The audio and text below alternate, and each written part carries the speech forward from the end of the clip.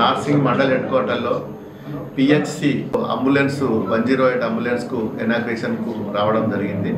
వచ్చిన తర్వాత మరి హాస్పిటల్లో జరిగే రోజువారీ కార్యక్రమాలను మరి పర్యవేక్షించి మరి ఇక్కడ ఉండే సిబ్బందితోటి పూర్తిగా మరి మాట్లాడి మరి వారి యొక్క బాగోగులను కావచ్చు, మరి వారు చేసే అన్నిత్యం చేసే పని దినాలలో ఏ విధంగా హాస్పిటల్స్ మెయింటైన్ చేస్తున్నారు, మరి ఎంతమంది అవుట్ పేషెంట్లు వస్తున్నారు, మరి డెలివరీ కేసులు ఎన్ని వస్తున్నాయి, అదే పల్లె దవాఖానలకు కూడా మరి ఇక్కడ నుంచి మెడిసిన్స్ పోతున్నాయి, ఏ గ్రామంలో ఏ పల్లె దవాఖానలో ఏమి ఇబ్బందులు ఉన్నాయి, మరి ఇవన్నిటి మీద కూడా మరి వీళ్ళ హాస్పిటల్ సిబ్బందితోటి మాట్లాడడం జరిగింది.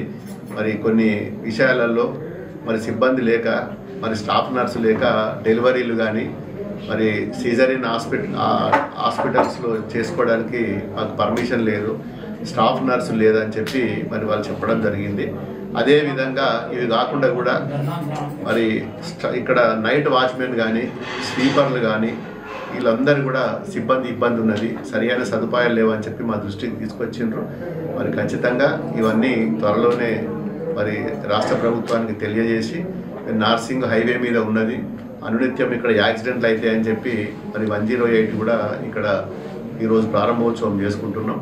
మరి ఈ 108 కూడా హైవే పక్కన ఉన్నది కాబట్టి మంచి ట్రైన్డ్ డ్రైవర్ కానీ ఆపరేటర్ కానీ మరి వారికి కూడా ట్రైనింగ్ ఇప్పించి ఇక్కడ మంచి ఒక సర్వీస్ చేసుకోవడానికి 108 కూడా మరి చాలా రోజుల సమస్య ఉండే, మరి అది దాన్ని వినియోగంలో తీసుకొచ్చి అనునిత్యము నేషనల్ హైవే మీద యాక్సిడెంట్ అయినప్పుడు పూర్తి స్థాయిలో దీన్ని 108ని కూడా ఉపయోగించుకోవాలని చెప్పి మరి వారి సిబ్బందితోటి మరి జిఎంఆర్ జీవీకే వాళ్ళతో కూడా మాట్లాడడం జరిగింది. మరి వారు కూడా ఈరోజు రాలేదు. మరి ట్రైన్ సరి అయిన అనుభవం లేని డ్రైవర్ కానీ ఆపరేటర్ కానీ ఉంటే బాగుంటుంది, మరి వాళ్ళు అనుభవం ఉన్న వాళ్ళు కావాలి, ఇక్కడ ఎక్స్పీరియన్స్ ట్రైనింగ్ ఉన్న వాళ్ళని పంపాలని చెప్పి ఆ సిబ్బందితో కూడా మాట్లాడడం జరిగింది. మరి ఇక్కడ పారిశుద్ధ్య లోపం ఉన్నది, చుట్టుపక్కల అన్ని పిచ్చి మొక్కలు అవన్నీ కూడా ఉన్నాయి.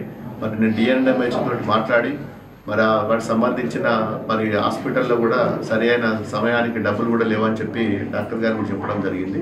వీటన్నిటి మీద కూడా మరి త్వరలోనే మళ్ళీ ఒక మీటింగ్ పెట్టి మరి సిబ్బంది కూడా రోజు హైదరాబాద్ నుంచి వస్తున్నారు, ప్రాపర్గా మాకు బయట పేషెంట్లతోటి ఫిర్యాదులు వస్తున్నాయి, డాక్టర్లు ఉండట్లేదు, నర్సులు ఉండట్లేదు, సమయానికి రావట్లేదు, తొందరనే వెళ్ళిపోతున్నారు, 4 గంటలకు 5 గంటల లోపలనే ఇక్కడ నుంచి సంతకాలు పెట్టేసి వెళ్ళిపోతున్నారు అని చెప్పి చాలా ఫిర్యాదులు వస్తున్నాయి.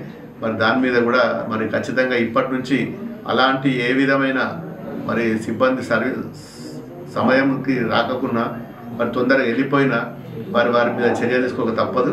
మరి మొదటిసారి కాబట్టి మరి వాళ్ళకు కూడా మేము చెప్పినాం, ఇంకొకసారి ఇలాంటి తప్పుడు జరిగినట్టయితే ఖచ్చితంగా మరి లోకల్ నార్సింగ్ సంబంధించిన పరిసర ప్రాంతాల నుంచి వచ్చిన పేషెంట్ల దృష్టిలో పెట్టుకొని ఖచ్చితంగా సిబ్బంది మీద చర్య తీసుకోక తప్పదు. మరి డిస్ట్రిక్ట్ మెడికల్ ఆఫీసర్ కూడా మరి రెగ్యులర్గా రావాలి. ఇది పెద్ద ఆసుపత్రి, మరి ఇది నేషనల్ హైవే మీద ఉన్నది, మండల్ హెడ్ క్వార్టర్. భవిష్యత్తులో మరి ఇక్కడ అన్ని ప్రైవేట్ హాస్పిటల్స్కే పేషెంట్లు ఎక్కువ పోతున్నారు, గవర్నమెంట్కి రావట్లేదు. గవర్నమెంట్లో ఇంత డబ్బు ఖర్చు పెట్టి మరి ఇంతమంది సిబ్బంది ఇచ్చినప్పుడు మరి సరి అయిన సర్వీస్ లేకపోతే బాగుండదని చెప్పి మరి వారికి కూడా చెప్పడం జరిగింది. ఏదేమైనా ఖచ్చితంగా ఈ నార్సింగ్ హాస్పిటల్ను అభివృద్ధి చేసే బాధ్యతగా మేము తీసుకుంటాం. Thank you.